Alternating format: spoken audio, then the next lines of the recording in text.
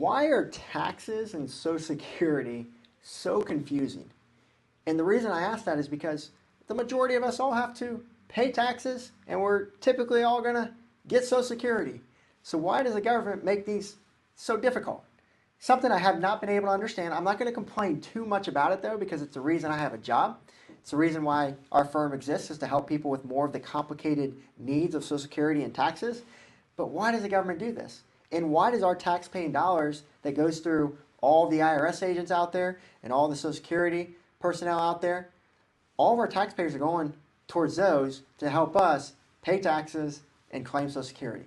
Couldn't they just make it a little more simpler there? Now, this isn't a campaign for me to run for president, but just a consideration for fun. But let's talk about how we can help make these a little simpler for you. So when it comes to the tax code, there's a lot in the tax code. The tax code's got a book and it's about that big, right? And you've probably never read it. Well, the good news is if you keep watching these YouTube videos, we're going to just keep opening that book for you, and we're going to keep showing you all these different strategies and all these different loopholes that you can take advantage of. So the best way that you can take advantage of the complex tax world is make sure you have a tax plan. And the one way you can get a tax plan, there's really two ways you can get a tax plan. So one, you do it yourself and you read the entire tax code and you try to find it yourself. If so, if that's what you want to do for your full-time job, go for it and you'll probably do pretty well. But if you're like most people who are either busy with their full-time job or maybe they don't want to read tax planning books in retirement, you probably want to delegate. You probably want to find a who to help you with that. You probably don't want to figure out how to do it. You just want to find a who, someone who can help you do that. And if that's the case, work with a financial planner who specializes in tax planning, and they'll be there to make sure you're educated and making the right decision, but be there to guide you, run the reports, run the analysis, know the rules, so you're not making any mistakes, so you're not missing anything.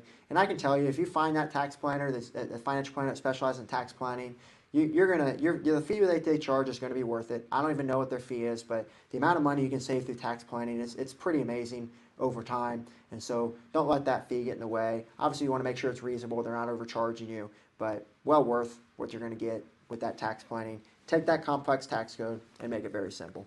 When it comes to Social Security, how do you make that more simple? Well, again, I'd recommend you get professional help. First thing is Social Security is going to be very helpful there. So, first you got to know what your Social Security benefit is going to be.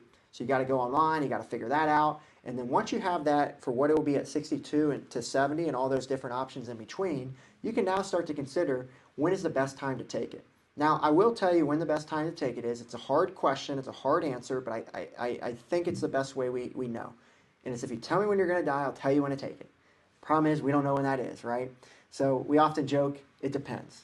And we had one of a guy at a workshop we were doing here in the community, and he came up to me afterwards and said, "Joe, quit saying the word depends. You're talking to a bunch of older folks, and I don't want to hear it anymore." So we got to watch using that language when we're talking about Social Security, but ultimately, we don't know when the best time to take it is. Although we can run more in-depth reports and analysis to show you where's the break even, should we take it at 62 or take it at 70, right? Or should we take it in between? And typically it comes down to, what do you expect your health to be, right? If you're not as healthy, maybe we look to take it earlier.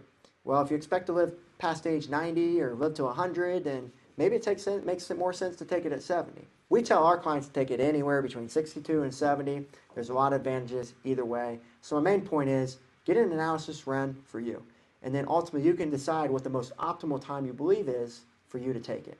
And so that's something that we do for our clients, is we look at not only, what is their health, but also if they're married, how is taking it at a certain age going to impact them? If they're widows, how do we make that decision? But also mainly taxes. The tax impact of when you take Social Security is pretty severe.